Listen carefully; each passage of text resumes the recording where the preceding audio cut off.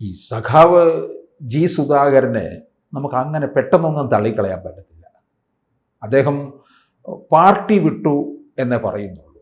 എന്നാലും ഇപ്പോഴും അദ്ദേഹത്തിനകത്ത് ആ ഒരു മാർക്സിയൻ ആദർശവും ഒക്കെ നിൽക്കുന്നുണ്ട്. പാർട്ടിയെ അദ്ദേഹം അടച്ചാക്ഷേപിച്ചിട്ടുമില്ല. പെട്ടെന്ന് അദ്ദേഹത്തെ അങ്ങനെ അങ്ങ് തള്ളിക്കളയാൻ പറ്റുമോ? ഒരുപക്ഷെ അമ്പലപ്പുഴയിൽ മത്സരിക്കുന്നത് പാർട്ടിക്ക് വലിയ വെല്ലുവിളി ഉണ്ടാക്കുമോ? ഇങ്ങനെ ചില ചോദ്യങ്ങൾ ഉയരുന്നുണ്ട്. പിന്നെ മലയാളികൾ കണ്ടിട്ടുണ്ട് ഇതിനേക്കാൾ വമ്പന്മാർ പോയ ഒരു ചരിത്രവും ഉണ്ട്.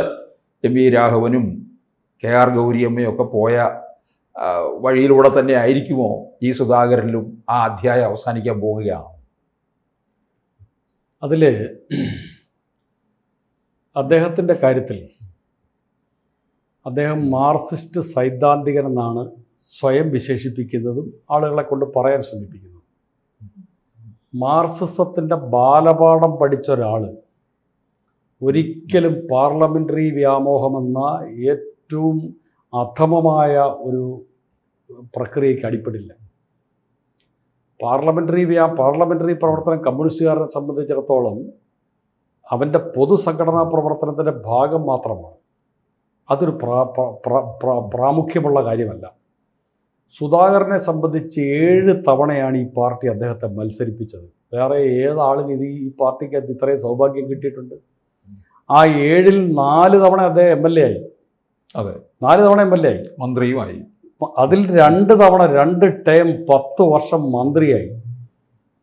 ഈ സുധാകരൻ അറിയേണ്ട ഒരു വിഷയം, കഴിഞ്ഞ കോവിഡിൻ്റെ നാളുകളിൽ ഒരു അഭയാർത്ഥി ക്യാമ്പിലെ പാവപ്പെട്ട ആളുകൾക്ക് താമസിക്കുന്നവർക്ക് ആഹാര സാധനം വാങ്ങിക്കൊണ്ട് തന്നെ ഓട്ടോറിക്ഷ കൂലി 70 രൂപ അതിനകത്തിലെ ക്യാമ്പിലെ ഒരാളിൻ്റെ നിന്ന് വാങ്ങിച്ച ഓമനക്കുട്ടർ എന്ന് പറഞ്ഞൊരു പാവപ്പെട്ടവൻ, അയാൾ അഴിമതി കാട്ടി എന്ന് പറഞ്ഞുകൊണ്ട് അയാളെ പാർട്ടിയിൽ നിന്ന് അയാളുടെ വിശദീകരണം പോലും ചോദിക്കാതെ പുറത്താക്കിയ ആളിൻ്റെ പേരാണ് സുധാകരൻ. ഈ സുധാകരൻ.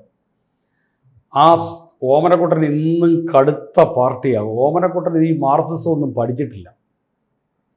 ഓമനക്കുട്ടൻ്റെ ഒരു വിശ്വാസ പ്രമാണം അനുസരിച്ച് ഓമനക്കുട്ടൻ ഇതിരിക്കുക. ഓമനക്കുട്ടന് പല പ്രലോഭനം ഉണ്ടായി. അയാളെ പാർട്ടി തള്ളി പറഞ്ഞിട്ട് പോലും അയാൾ പാർട്ടിയെ തള്ളി പറഞ്ഞില്ല. എന്നാൽ ഇതെന്താ വിഷയം? 7 തവണ അസംബ്ലി മത്സരിക്കാൻ, 1 തവണ ജില്ലാ പഞ്ചായത്ത് പ്രസിഡൻ്റായി കൊടിവെച്ച കാറിൽ ആലപ്പുഴ മുഴുവൻ കറങ്ങി നടക്കാൻ, 1 തവണ മുനിസിപ്പാലിറ്റിയിൽ, ഇതെല്ലാം സൗകര്യം കൊടുത്ത് ഈ പാർട്ടിയാണ്. സിൻഡിക്കേറ്റ്, അധികാരത്തിൻ്റെ ശീതളിമയിൽ സുധാകരൻ ഇപ്പോൾ സുധാകരൻ്റെ അനിയൻ്റെ രക്തസാക്ഷിത്വത്തിൻ്റെ വിഷയം പറയുന്നു. എൻ്റെ വീട്ടിലെ ആഞ്ഞിലിത്തടി വെട്ടി വിറ്റച്ചാൽ ഞാൻ കേസ് നടത്തിയെന്ന്. മര്യാദയില്ലായ്മയല്ലേ? ഞാൻ ആ കാലത്ത് അതിന് തൊട്ട് പുറകെ വന്ന SFI പ്രവർത്തന പന്തളം NSS കോളേജിൽ അന്ന് വിദ്യാർത്ഥികൾ നല്ലതുപോലെ പൈസ പിരിച്ച കേസിൻ്റെ ചെലവിന് പാർട്ടി ഈ സുധാകരനൊക്കെ അതിൻ്റെ ഈ രക്തസാക്ഷിത്വത്തിൻ്റെ ആനുകൂല്യം പറ്റി അധികാര കസേര പിടിച്ച് കയറിയ ആളുകളാണ്. ആ പഴയ സുധാകരൻ അന്ന് 70 രൂപ വാങ്ങിച്ചതിന് പുറത്താക്കി ഓമനക്കുട്ടൻ്റെ ഒരു മാർക്സിസവും പഠിച്ചിട്ടില്ല, ഒരു സൈദ്ധാന്തികനുമല്ല, പാവപ്പെട്ട ഒരു മനുഷ്യൻ. അയാൾ ഇന്നും അടിയുറച്ച മാർക്സിസ്റ്റായിട്ട് അവിടെ നിലനിൽക്കുകയാണ്. എന്താണ് തൻ്റെ 7 തവണ മത്സരിച്ച ആളിനോടെ പ്രായാധിക്യത്തിൻ്റെ പേരിൽ പാർട്ടി കോൺഗ്രസ്സാണ് തീരുമാനിച്ചത് ഈ പ്രായം കഴിഞ്ഞാൽ ഒന്നും മാറി നിൽക്കണമെന്ന്. ചില ആൾക്കാർക്ക് എക്സെപ്ഷൻ കൊടുത്തത്, അത് മുഖ്യമന്ത്രിയെ സംബന്ധിച്ചാണ് എക്സെപ്ഷൻ കൊടുത്തത്. എന്താ മുഖ്യമന്ത്രിക്ക് എക്സെപ്ഷൻ കൊടുക്കാൻ കാരണം? മികച്ച ഭരണ നേതൃത്വം, ഏത് പ്രതിസന്ധികളെ അതിജീവിക്കാനുള്ള അസാമാന്യ കരുത്ത്, അത് പാർട്ടിക്ക് ഈ പ്രായപരിധിക്ക് അകത്ത് നിന്നുകൊണ്ട് അത് അനിവാര്യമാണെന്ന് തോന്നിയത് കൊണ്ടാണ് അദ്ദേഹത്തിന് മാത്രം അത് കൊടുത്തത്. അദ്ദേഹം എന്നെ ഈ തരത്തിൽ നിന്നൊക്കെ ഒന്ന് ഒഴിവാക്കണമെന്ന് പാർട്ടിയോട് അഭ്യർത്ഥിച്ചും പാർട്ടിയുടെ താല്പര്യങ്ങൾ ഉയർത്തിപ്പിടിക്കാൻ പര്യാപ്തൻ പിണറായി ആണെന്ന് അറിഞ്ഞുകൊണ്ട് തന്നെ പിണറായിക്ക് എക്സെപ്ഷൻ കൊടുക്കുകയാണ്. പാർട്ടിയുടെ നിർബന്ധത്തിലാണ് അദ്ദേഹം മത്സരിക്കുന്നത്. എന്നാൽ ഇത് എല്ലാവർക്കും ബാധകമാക്കാൻ ചോദിച്ചാൽ പുതിയ തലമുറ കടന്നു വരേണ്ടതല്ലേ? ആ പുതിയ തലമുറ കടന്നു വരുന്നതിന് വേണ്ടി ഒന്ന് മാറി നിൽക്കണമെന്ന് പറഞ്ഞാൽ, വേറെ പലരും മാറി നിന്നപ്പോഴാണല്ലോ സുധാകരൻ ഈ 7 തവണ മത്സരിക്കാൻ ഒരു അവസരം കിട്ടിയത്. ആ ബോധം സുധാകരനില്ലാതെ പോയി. പിന്നെ അനിയൻ്റെ രക്തസാക്ഷിത്വത്തെ പറ്റി പറഞ്ഞാൽ, പന്തളം NSS കോളേജിൽ 1977 ഡിസംബർ 7 അദ്ദേഹം KSU DSU ഗുണ്ടകളുടെ മർദ്ദനത്തിന്, കോൺഗ്രസ് വിദ്യാർത്ഥി സംഘടനയുടെ കിരാതമർദ്ദനത്തിന്, ഭീകരമർദ്ദനത്തിന് ഇരയായി കൊല ചെയ്യപ്പെട്ടത്. ആ കോൺഗ്രസിൻ്റെ കടാര, കൊലയ്ക്ക് ഉപയോഗിച്ച കടാരയായിരിക്കണം സുധാകരൻ ചിഹ്നമാക്കി വെക്കേണ്ടതെന്ന് ഇപ്പോൾ കോൺഗ്രസിൻ്റെ തോളെ കൈയിട്ട് മത്സരിക്കുമ്പോൾ എന്നൊരു അഭിപ്രായം എനിക്കുണ്ട്. ആ കടാരയിൽ കാരണം സ്വന്തം അനിയൻ്റെ നെഞ്ചു വളർത്തിയ കടാര ചിഹ്നമാക്കി എടുക്കാൻ ഇന്നത്തെ തലയിൽ കോൺഗ്രസിൻ്റെ സ്വന്തം സഹോദരനെ കുത്തി വളർത്തിയ ഈ ലോകത്തുനിന്ന് യാത്രയാക്കിയ കോൺഗ്രസിൻ്റെ കൂടെ തോളിൽ കൈയിട്ട് മത്സരിക്കുന്ന സുധാകരന് ഒരു മനസാക്ഷിക്കുത്തും ഉണ്ടാവില്ല. അതാണ് സുധാകരൻ. അധികാരത്തിന് വേണ്ടി തൻ്റെ താല്പര്യങ്ങൾ സംരക്ഷിക്കും. ഈ പ്രായമായാലും പുതിയ തലമുറയ്ക്ക് വേണ്ടി ഒന്നും മാറി നിന്ന് കൊടുക്കാൻ മനസ്സില്ലായ്മയുടെ, അധികാരക്കൊതിയുടെ ഏറ്റവും വൃത്തികെട്ട രൂപമായി ജി സുധാകരൻ നമ്മുടെ മുമ്പിൽ ഇപ്പം നിൽക്കുകയാണ്. ഇദ്ദേഹം ഇതിനിടയ്ക്ക് എന്നോട് ചോദിച്ചു, സുധാകരൻ വലിയ വെല്ലുവിളി ഉയർത്തുന്ന. എവിടെ വെല്ലുവിളി? മനുഷ്യൻ ഇതൊക്കെ ചുറ്റുവട്ടത്തേക്കുന്ന ഇതൊക്കെ കാണുന്ന മനുഷ്യന് ഈ കടൽ കഴിവന്മാരുടെ അധികാരക്കൊതി ബോധ്യപ്പെടില്ലേ? UDF BJP പിന്തുണച്ചാൽ സ്വാഭാവികമായിട്ട് അവർ പിന്തുണയ്ക്കും. അവർക്ക് അമ്പലപ്പുഴ പോലൊരു മണ്ഡലത്തിൽ ഈ ഒരു സാധ്യത, അവർക്ക് വേറൊരു രക്ഷയില്ല അവിടെ.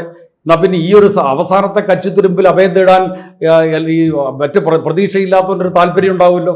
ആ താല്പര്യം അവിടെ UDFും BJPയും പ്രകടിപ്പിക്കും. സംശയമില്ലാത്ത കാര്യമാണ്.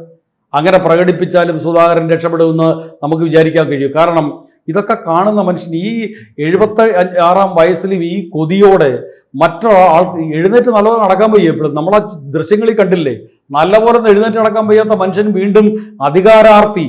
ഇങ്ങനൊരു മനുഷ്യനുണ്ടോ? ഇയാൾ എന്ത് മാർക്സിസമാണ് ആളുകളെ പഠിപ്പിച്ചത്? ആരുടെയും തോളിൽ കയറി പിന്നെ സൈദ്ധാന്തികനാണെന്ന് പറഞ്ഞാൽ ആരുടെയും തോളിൽ കയറി നടക്കുന്ന ഒരു മനുഷ്യൻ എന്ത് മാർക്സിസമാണ് പഠിച്ചത്? ഞാൻ ഒരു കാലത്ത് ഈ മനുഷ്യൻ്റെ ക്ലാസ്സിൽ പോയിരുന്നു എന്നുള്ള കുറ്റബോധത്തിലാണ് ഇപ്പം ഞാൻ ജീവിക്കുന്നത്. ഇങ്ങനെ ഒരാളാണല്ലോ മാർക്സിസം പഠിപ്പിക്കാൻ അന്ന് വന്നത്. എന്തൊരു ആദർശം പറഞ്ഞ ആളാണ്. ആദർശം എന്ന് പറഞ്ഞാൽ സ്വന്തം ജീവിതത്തിൽ പ്രകടിപ്പിക്കേണ്ടത് ആദ്യം, പിന്നെ മറ്റുള്ളവരെ ഉപദേശിക്കേണ്ടത്. ആ അധികാരത്തോടുള്ള അദമ്യമായ കൊതി, ആർത്തിയാണ് ആ മനുഷ്യനെ ഇങ്ങനെ ചെയ്യാൻ പ്രേരിപ്പിക്കുന്നത്. അതിനകത്തൊരു CPM-നെ സംബന്ധിച്ചിടത്തോളം അവർക്ക് ഒരു തരത്തിലും ഭയപ്പെടേണ്ട കാര്യമില്ല. കാരണം ഈ കാര്യങ്ങളൊക്കെ സമൂഹത്തിലെ മനുഷ്യൻ ഇത് കണ്ടുകൊണ്ടിരിക്കുകയല്ലേ. ഈ കാണുന്ന ആളുകൾക്ക് ഇങ്ങനെ ആർത്തി പിടിച്ചെടുത്ത് നടന്നാൽ ആ ആർത്തി പിടിച്ച് നടക്കുന്ന ആളിനെ അംഗീകരിക്കാൻ ഏത് മനുഷ്യനാണ് മനസ്സ് വരിക? അതാണ് ഇതിനകത്ത് വരുന്നത്. വേറെ വിഷയങ്ങളൊന്നുമില്ല. പിന്നെ സുധാകരൻ ഇപ്പോൾ പോയി കൂടിയിരിക്കുന്ന ആരുടെ കൂടെയാണ്? സ്വന്തം സഹോദരൻ്റെ ഇന്നലത്തെ പിന്നെ അദ്ദേഹത്തിൻ്റെ പത്രസമ്മേളനത്തിൽ അനിയൻ്റെ രക്തസാക്ഷിത്വത്തെ പറ്റിയൊക്കെ വികാരധീനനായല്ലോ. അതിൽ അശേഷം ആത്മാർത്ഥമുള്ളവനാണെങ്കിൽ ഈ തൻ്റെ സഹോദരനെ കുത്തി വളർത്തിയ കോൺഗ്രസിൻ്റെ കൂടെ തോളിൽ കൈയിട്ട് നടക്കാൻ എങ്ങനെ മനസ്സ് വരും? എനിക്കാന്നേ മനസ്സ് വരില്ല. നമുക്ക് ആർക്കും മനസ്സ് വരില്ല. കാരണം നമ്മുടെ ജീവിതത്തിൽ ഒരിക്കലും അണയാത്ത മുറിവാണ്, കെടാത്ത ഒരു പ്രതികാരം പോലെ നമ്മുടെ മനസ്സിൽ നിൽക്കും. അത് അവരോട് തൻ്റെ അധികാര താല്പര്യത്തിന് വേണ്ടി, തൻ്റെ അധികാര താല്പര്യം സംരക്ഷിക്കാൻ വേണ്ടി കോൺഗ്രസിൻ്റെ അന്നത്തെ ദുർചെയ്തികളെ, സുധാകരൻ്റെ പഴയ ഫേസ്ബുക്ക് പോസ്റ്റുകളും പ്രസംഗങ്ങളും കിടപ്പുണ്ട്. തൻ്റെ സഹോദരനെ കുത്തി വളർത്തി കാലപുരിക്ക് അയച്ച കോൺഗ്രസിനെ പറ്റിയും അന്നത്തെ DSU എന്ന രാഷ്ട്രീയ പ്രസ്ഥാനത്തെ പറ്റിയൊക്കെ സുധാകരൻ നടത്തിയ പ്രസംഗങ്ങൾ കിടപ്പുണ്ട് ഫേസ്ബുക്കിലും അതേപോലെ തന്നെ പലയിടത്തും. ആ സുധാകരൻ അതെല്ലാം ഒറ്റ നിമിഷം കൊണ്ട് തൻ്റെ അധികാരാർത്ഥിക്ക് വേണ്ടി അതെല്ലാം മറന്നിട്ട് തനിക്ക് പുതിയ സിദ്ധാന്തങ്ങൾ ചമയ്ക്കുകയാണിപ്പോൾ. അധികാരത്തിന് വേണ്ടി ഏത് നെറികെട്ട ലെവലിലും പോകുന്ന ഒരു അധികാര ആർത്തിയുള്ള മനുഷ്യനായി സുധാകരനെ കേരള ചരിത്രം അടയാളപ്പെടുത്താൻ പോവുകയാണ്. അവിടെ LDFന് എന്തെങ്കിലും ഭീഷണി ഉണ്ടെന്ന് ഞാൻ കരുതുന്നില്ല. അതാണ് വരാൻ പോകുന്ന നിയമസഭാ തെരഞ്ഞെടുപ്പിൽ. പിന്നെ UDFനെ സംബന്ധിച്ച് ഏതെങ്കിലും ഒരു കച്ചിത്തുരുമ്പിനെ കിട്ടിയാൽ അവിടെ ഒരു പ്രതീക്ഷ പോലെ അവരതിൻ്റെ പുറകെ നടക്കും. സ്വാഭാവികമാണ്.